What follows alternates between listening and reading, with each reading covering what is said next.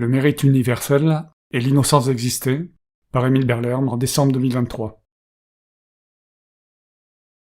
Le mérite universel et l'innocence d'exister. Les humains ont confondu le mérite et les capacités.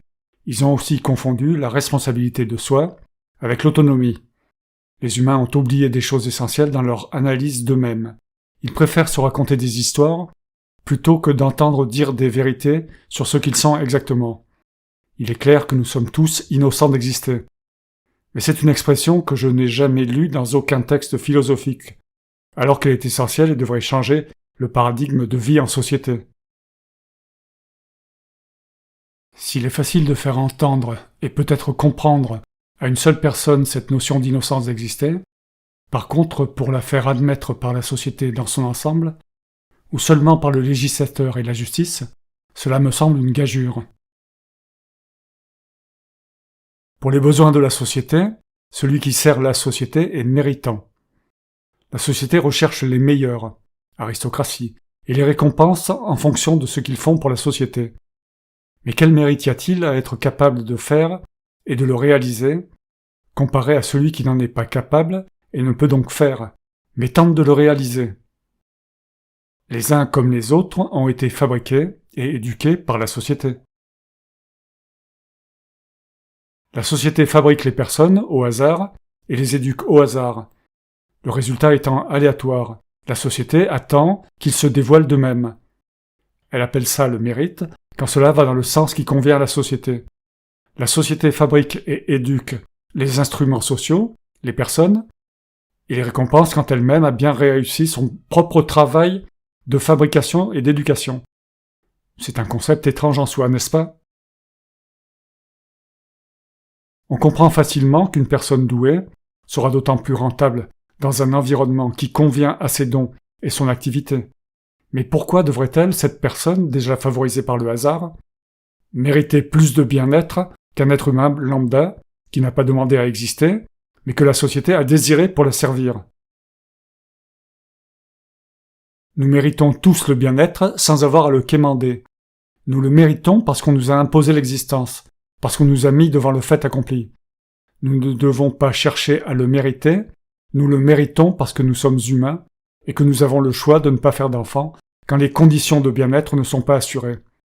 L'enfant qui est fabriqué ne doit pas être une condition du bien-être de celui qui le fabrique.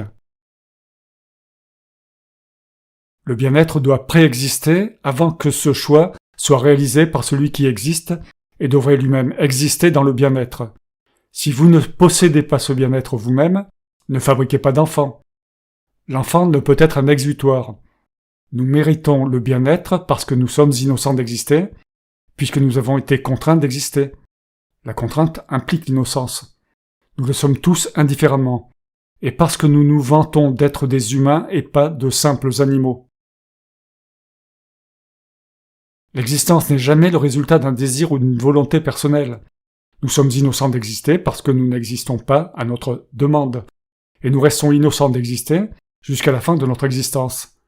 Nous sommes innocents d'exister et de nos actes tout au long de notre existence, parce que chacune des cellules vivantes qui nous composent et sont et font notre vie d'êtres multicellulaires sont innocentes d'exister et innocentes de leurs actes.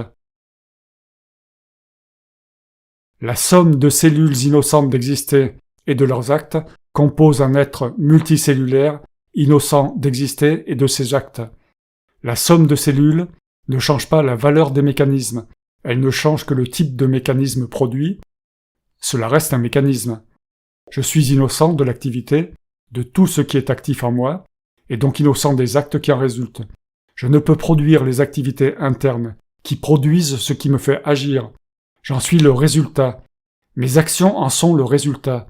Je n'aurais rien pu produire sans cette existence, qui est une contrainte. Toute chose qui existe ne peut être responsable de son existence. Il y a l'existence permanente, l'univers par exemple, l'univers étant par définition tout, quel que soit ce tout. Et il y a l'existence induite par les mécanismes de l'univers, existence qui provient des mécanismes de l'univers.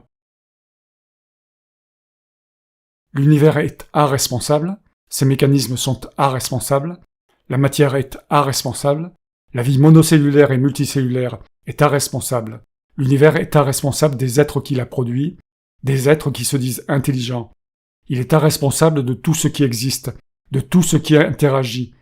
Les êtres qui l'a produit sont arresponsables, puisque constitués de ces mécanismes. Les êtres qui se disent intelligents comme les autres. Les sociétés humaines, les nations, se sont instituées par conquête territoriale. Un chef était nécessaire pour coordonner le nomadisme d'une petite tribu, comme une tête est nécessaire pour coordonner les cellules d'un animal multicellulaire. Les chefs se sont proclamés rois, car les tribus ont cessé d'être nomades, et ont occupé un territoire bien défini. Les rois ont organisé la défense, contre les autres nations frontalières, du territoire qui est devenu leur territoire, alors que les habitants devenaient leurs sujets. Dans une tribu, tout le monde était un associé. Dans les démocraties actuelles, les citoyens sont censés être des associés égaux de naissance, ce qui est impossible physiquement, intellectuellement, culturellement, pécuniairement. Le territoire étant censé leur appartenir, ce qui est faux et même mensonger, puisqu'ils doivent l'acheter pour se loger et pour se nourrir, et payer des taxes au même titre qu'un étranger. Du point de vue social, on ne peut imposer une responsabilité à quelqu'un qui n'en veut pas. La loi est claire à ce sujet. Or la vie est imposée avec tous les actes sociaux qui sont nécessaires pour vivre en société. Comme la vie n'a pas été acceptée avec contrat signé par avance, la responsabilité sociale ne peut être imposée. La responsabilité parentale ne peut être transférée aux enfants par une sorte d'héritage génétique, les parents ayant eux-mêmes, de toute façon, été introduits en société sans leur accord, sans contrat social. Personne ne peut être contraint de signer ce contrat social par chantage à la protection sociale ou au soi-disant bienfait de vivre en société après insertion sociale contrainte. Les gens n'ont pas un salaire au mérite, ils ont un salaire à la rentabilité. Ils ont un salaire en fonction de l'offre et de la demande. Les gens doivent se faire désirer pour survivre alors qu'ils ont été désirés par leurs parents et leurs associés, les membres de la société. Si vous parlez d'un libre arbitre pour justifier le mérite d'une punition ou d'une récompense, alors c'est à vous de faire la démonstration de l'existence de cette fonctionnalité ou d'en demander la démonstration par la science officielle. Dans tous les cas et dans tous les domaines de la loi, de la justice, de l'éthique, le doute profite à l'accusé. Mériter une punition ou une récompense n'est justifié que si la responsabilité individuelle peut être prouvée, malgré l'innocence d'exister. La responsabilité, le déterminisme, le continuum, l'impossibilité du libre arbitre, ainsi que la notion de précurseur. Si quelqu'un m'impose un libre arbitre et une responsabilité, sans mon accord, suis-je en droit de les refuser? Au moins devrais-je être en droit de les réfuter. Eh bien, je les réfute. Peut-être croyez-vous en votre propre mérite. Peut-être pensez-vous que vous méritez votre très bon salaire, vos revenus au-dessus de la moyenne. Peut-être pensez-vous que vous méritez la plus belle vie que vous menez comparée à celle d'autres. Mais comment imaginez-vous que ce mérite puisse découler d'une action qui n'est pas un mérite, celle d'exister? Exister n'est pas un mérite, c'est un fait.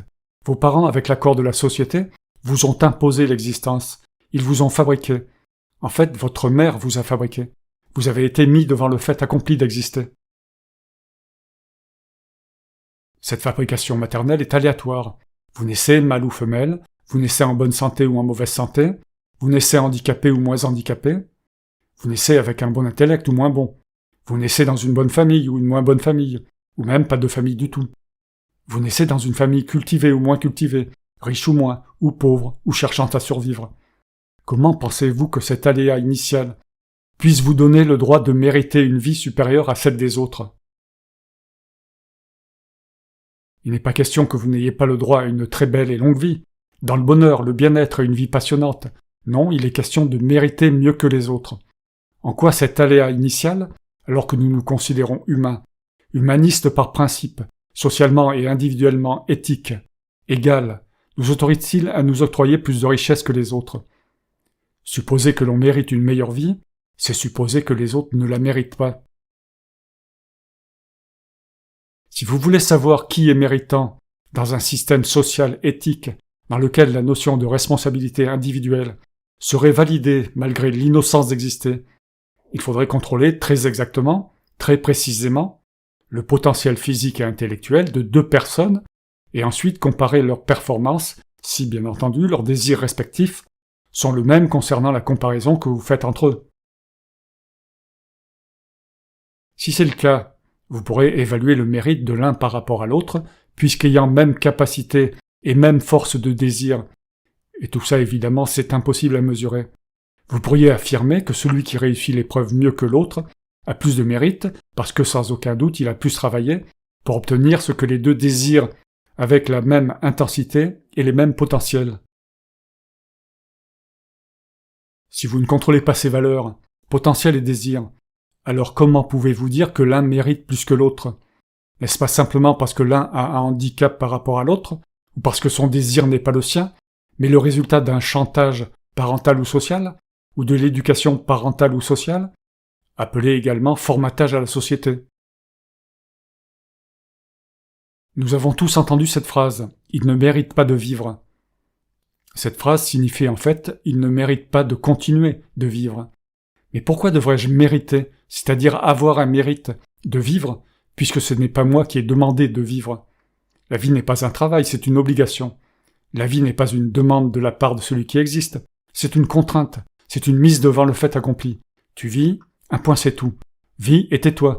Accepte de vivre, puisque tout ce que tu peux faire maintenant, c'est souffrir l'esclavage social ou te suicider. Expliquez-moi donc pourquoi vous m'avez fabriqué. Et puisque c'est sans me demander mon avis, pourquoi je devrais mériter de continuer d'exister? Ne devriez-vous pas, en tant qu'humain, prévoir l'existence de vos fabricats? Ne devriez-vous pas, pour le moins, m'inviter à exister? Mais d'ailleurs, à quoi sert d'exister quand on n'existe pas? C'est-à-dire tant qu'on ne nous a pas fabriqués. Conclusion. Le système social de punition et de récompense est un système enfantin et infantile pour gérer des enfants, qui est dû à une erreur de compréhension de ce que sont les êtres humains. Non seulement la peine de mort doit être évidemment abolie, mais la notion de peine tout court. Personne ne devrait être puni par les personnes mêmes qui l'ont fabriqué imparfait et éduqué imparfaitement et contraint à accepter leur association imparfaite dans une société imparfaite. C'est une aberration. Si vous voulez changer le monde, commencez par accepter ce fait. Il est indéniable. Fin, Émile Berlerme.